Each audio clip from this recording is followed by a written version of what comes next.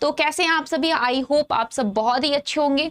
तो अभी जो नेपाल में ना ट्रेजेडी हुई है, अभी जो फ्लड आया है नेपाल में, उसके बारे में उसकी कहानी आज हम जानने वाले हैं। पूरी कहानी की आखिर इसका एपिक सेंटर क्या था, ये जो घटना हुआ ये कैसे शुरुआत, कहाँ से शुरुआत हुआ, कैसे हुआ, क्यों हुआ, सारी चीज़ों के बारे में हम जानेंगे। तो देखो, मतलब आप लोग खुद सोचिए, एक सब कुछ नॉर्मल आपकी लाइफ चल रही है और अचानक से बिना कोई अलर्ट के, बिना कोई अलार्म के सारी चीजें बह जाती हैं, सब कुछ तबाह हो जाता है। कुछ ऐसा ही नेपाल में ही हुआ इस बार। तो देखो, मतलब हिमालय की लगभग 5000 मीटर से ऊंची, कितनी, लगभग 5000 मीटर से ज्यादा ऊंचाई पर अचानक जो है ना ग्लेशियर फट जाता है। अचानक से ग्लेशियर फटता है, उसका हिस्सा टूटता है, ठीक है। और बर्फ और चट्टानों का विशाल जो मलबा होता है, बर्फ और जो चट्टान होते हैं उसका जो विशाल मलबा पहाड़ से नीचे गिरता है, ठीक है। वो पहाड़ से नीचे गिरता है और देखते ही देखते सामान्य जो मतलब नदी है, जो एक रिवर वैली है, वो कैसे विनाशकारी और फ्लैश फ्लड में बदल जाती है, इसकी पूरी कहानी हम जानेंगे, ठीक है। तो ये लोकेशन कहाँ से इसकी शुरुआत होती है? तो ये शुरू हुआ था ना, ये जो घटना है वो मैदानी इलाके से नहीं शुरू हुआ था, ठीक है। ऐसा कोई नॉर्मल एरिया उसका नहीं था। उसका एरिया क्या था? हिमालयन रेंज से ये जो डिजास्टर चैन है वो नेपाल तिब्बत सीमा के पास, ठीक है, नेपाल तिब्बत सीमा के पास हिमालयन रेंज से शुरू हुआ था, सॉरी हिमालयन रीजन से शुरू हुआ था।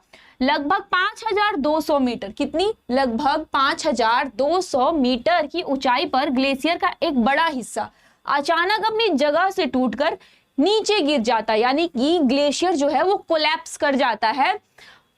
ये देखो, ये बर्फ है, ये बर्फ का एक हिस्सा है जो कि नीचे टूटता है, और ये चट्टान है जिसमें मिट्टी है, और ये फिर मलबा, ये जो एक पूरा प्रोसेस होता है, ठीक है। ग्लेशियर से केवल एक बर्फ नहीं गिरी, उससे ऐसा नहीं है कि ग्लेशियर फटा और उससे सिर्फ एक बर्फ गिरी थी। सिर्फ बर्फ गिरता तो पिघल जाता, ऐसे इतना जो ये फ्लड आया है वो नहीं आता। उससे उसके साथ साथ ही भारी चट्टान, मिट्टी, मलबा, वो सारी चीजें भी ना तेजी से गिरी थी। ये सारी जैसे रॉक हो गया, मिट्टी हो गया, उसके साथ जो डेब्रिस है, सेडिमेंट यानी कि मलबा है, वो सारी चीजें नीचे गिरती हैं। और ये एक सामान्य नॉर्मल स्नो नहीं था, बल्कि अत्यधिक विनाशकारी क्यों हो जाता है? क्योंकि इसके साथ साथ जब भी मलबा फूटता है, गिरता है नीचे, तो इसमें चट्टानें होती हैं, कीचड़ होते हैं, डेब्रिस मिट्टी वगैरह होती है। तो ये ज्यादा विनाशकारी इस बाढ़ को बना दिया इसने, ठीक है। और ये एक नदी की तरफ बढ़ता है, नदी की तरफ ये बढ़ता है। और ये कहाँ इसका जो एपिक सेंटर क्या था, एपिसेंटर क्या था इसका? लेंदे खोला नदी। कहाँ से स्टार्ट होता है ये? लेंदे खोला नदी से। इस मलबे और हिमस्खलन ने लेंदे खोले नदी के प्रवाह को रोक दिया, ठीक है। मान लो ग्लेशियर फटता है, क्या होता है? ग्लेशियर जब फटा, वो टूट के उसमें सारे टुकड़े जो है उसके नीचे गिरते हैं, जो मलबे नीचे गिरते हैं ना। अब उसमें क्या क्या गिरते हैं? जैसे चट्टान के जो टुकड़े होते हैं वो होते हैं, मिट्टी होती है, और सारे कीचड़ वगैरह, वो सारी जब नीचे गिरते हैं तो उससे रास्ता, जो नदी का जो रिवर फ्लो था ना, जो रिवर का फ्लो था, वो रुक जाता है वहां पे, ठीक है। सामान्य स्थिति में पानी लगातार आगे बढ़ते रहता है, वो फ्लो होते रहता है। लेकिन जब डेब्रिस आया, यानी कि जब ये ब्लॉक्ड हो गया, तो कैसे हो गया? पानी है, ये बह रहा है, और यहाँ पे रास्ता सारे ये ब्लॉक हो जाते हैं, क्योंकि चट्टान, जो ग्लेशियर है वो जो फट के नीचे गिरता है तो उसके साथ चट्टाने भी आती हैं, जो कीचड़ है, तो उससे भी पूरा रास्ता जो है, रिवर का जो फ्लो है वो ब्लॉक हो जाता है उससे, ठीक है। नदी का पानी आगे नहीं जा पा रहा था, जिससे वह मलबे के पीछे जमा होने लगा, ठीक है। जब नदी का पानी आगे नहीं बढ़ पाया, रिवर फ्लो ब्लॉक हो गया था, तो वो पूरा जो पानी है ना वो मलबे के पीछे ही जमा होने लगा।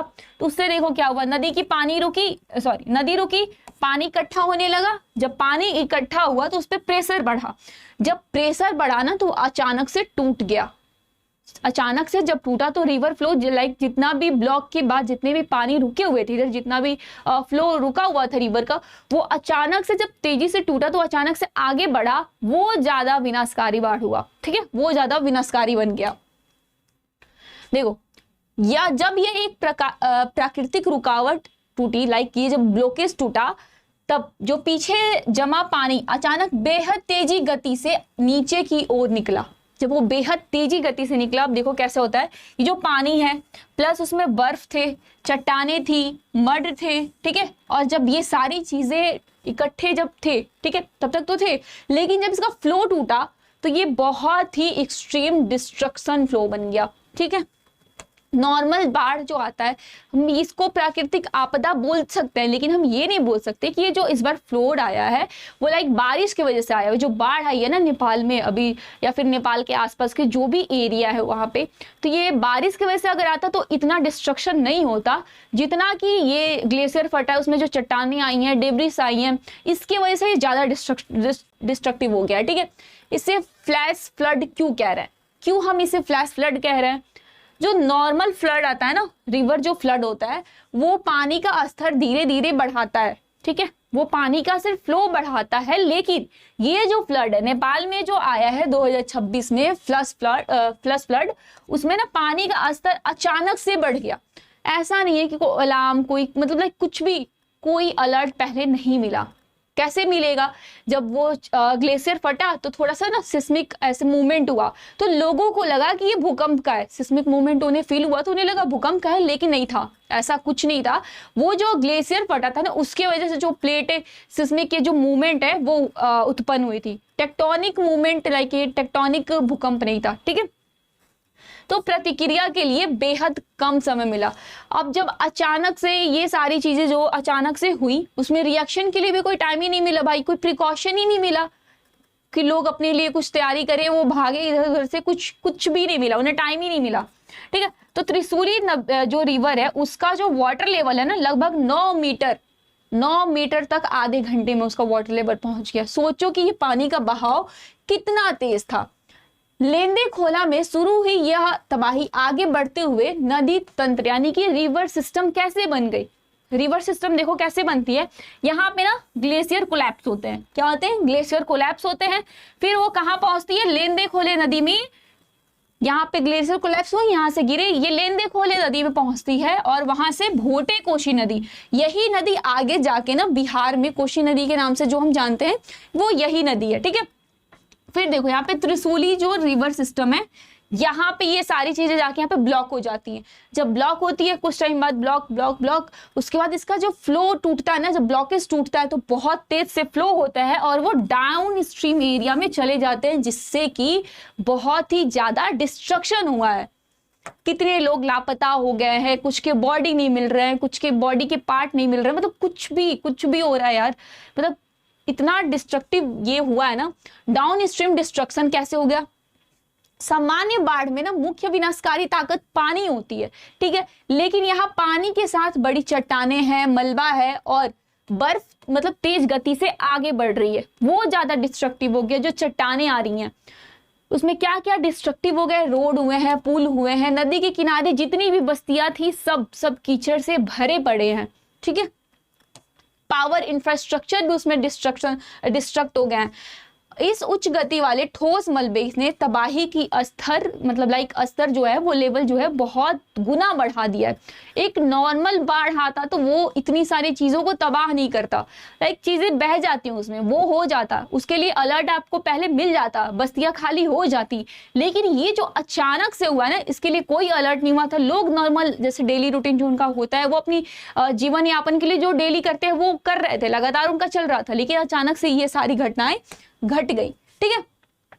लोगों का क्या मानना है ना कि उन्हें लगा कि ये पहले बड़ा भूकंप आया, उसी से ग्लेशियर टूट गया है। ऐसे पहले न्यूज में भी हमने देखा होगा, आप लोगों ने भी देखा होगा कि ऐसा न्यूज आ रहा था कि भूकंप आया जिसकी वजह से ग्लेशियर फटा और ये जो घटना घटित हुई। लेकिन ये इसका मेन रीजन नहीं है। मेन रीजन क्या है? ग्लेशियर और जो लैंडस्लाइड के गिरने से ही उत्पन्न हुआ था, ठीक है। जो सिस्मिक सिग्नल हमें मिला था तो हमें लगा कि भूकंप की वजह से हमें जो ये हुआ है, लेकिन ऐसा नहीं हुआ था। ये क्यों हुआ था? क्योंकि जब ग्लेशियर और लैंडस्लाइड हुआ था उसके वजह से जो सिस्मिक सिग्नल रिकॉर्ड किए गए थे, ठीक है। अर्थक्वेक को लाइक सीधा हम ट्रिगर नहीं कर सकते, तो इसका मेन रीजन हम अर्थक्वेक को नहीं मान सकते क्योंकि अर्थक्वेक तो था ही नहीं, ठीक। अब देखो, क्या यह घटना ग्लोफ यानी कि ग्लेशियर लेक आउटबर्स्ट फ्लोड थी? इसे बिना मतलब लाइक ऐसे सोचे समझे तो नहीं बोल सकते ना क्या होता है। तो देखो ग्लेशियल झील, फिर झील का बांध टूटता है, फिर सडन मतलब रिलीज होता है पानी, तो वो फ्लोड आता है, वो हो गया क्लासिकल ग्लोव। लेकिन जो ये हुआ है ना, उसमें ग्लेशियर गिरा है, एवेलैंक हुआ है, फिर नदी रुकी है, फिर ब्रीच और फिर डेब्रिस फ्लो, सब कुछ मतलब नॉर्मल बाढ़ और ये जो फ्लश फ्लोड आया है दोनों में बहुत डिफरेंस है। नॉर्मल बाढ़ में पानी का ही फ्लो होता है, बारिश होती है या फिर नदिया से पानी, नदी में पानी का स्तर बढ़ जाता है तो अलर्ट भी तो मिलता है हमें, पहले अलर्ट किया जाता है कि हाँ यहाँ का जल स्तर बढ़ रहा है, आसपास के जो भी इसके बस्तियां हैं वो खाली कर दी जाए। लेकिन यहाँ पे ऐसा कुछ नहीं हुआ, क्योंकि ये सारी चीजें क्या हुई, सडन हो गई।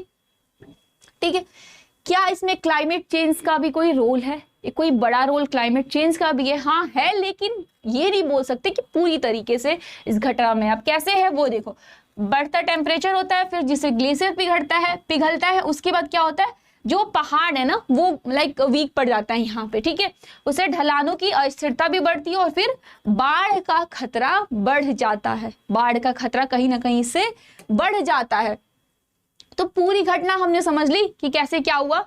पहले क्या होता है, ग्लेशियर टूटता है, फिर क्या होता है, एवेलैंक होता है यानी कि हिमस्खलन होता है, उसके बाद क्या होता है, रिवर ब्लॉक हो जाता है। जब रिवर ब्लॉक हो जाता है तो पानी पूरा जो है वो जमा हो जाता है एक जगह। पानी रिवर ब्लॉक हुआ, सारी चीजें पीछे इकट्ठा होते गए। मान लो आप एक रूम में हो, ठीक है, या फिर अभी ये जो रूम है इसका मैंने गेट बंद कर दिया, इसमें पानी ऐसे भर रहा है तो गेट तो बंद है, वो तो ब्लॉक है, तो पानी का फ्लो तो बाहर नहीं जा पाएगा। लेकिन वो कितने टाइम तक ब्लॉक रहेगा, कुछ टाइम के बाद तो ब्लॉकेज टूटने वाला है। और जब ये पानी का फ्लो बाहर जाएगा ना, तो उसका लाइक जब ये पानी बाहर जाएगा तो उसका जो फ्लो है वो बहुत ही तेज और कहीं ना कहीं डिस्ट्रक्टिव बन जाएगा। ठीक है, तो यही यहाँ पे हुआ। फिर वो जो अचानक से जो ब्लॉकेज था वो टूट जाता है, जिससे कि क्या होता है, फ्लैश फ्लड आता है। और जो फ्लैश फ्लड आता है ना, कि कीचड़ और ये सारी चीजें, उससे पूरा जो निचला हिस्सा है, ठीक है, वो तबाह हो जाता है। ठीक, तो ये हमारी पूरी घटना है कि यहाँ पे पहले आइस पिघलता है, फिर यहाँ पे हिमस्खलन होता है, लाइक एवेलैंक होता है, फिर यहाँ पे जो है ना रिवर ब्लॉक हो जाता है। ये देखो आप, रिवर ब्लॉक हुआ है, फिर धीरे धीरे यहाँ पे ये डैम टूटा और नीचे आया, यहाँ पे डेब्रिस यानी कि डेब्रिस फ्लो हुआ, कीचड़ और जो भी पत्थर वगैरह, स्टोन जो चट्टानी थी वो सारी आगे बढ़ी और वो ज़्यादा डिस्ट्रक्टिव हो गई। तो ये थी पूरी नेपाल की जो अभी ट्रेजेडी चल रही है उसकी कहानी। मिलते हैं आपसे नेक्स्ट लेक्चर में। Thank you.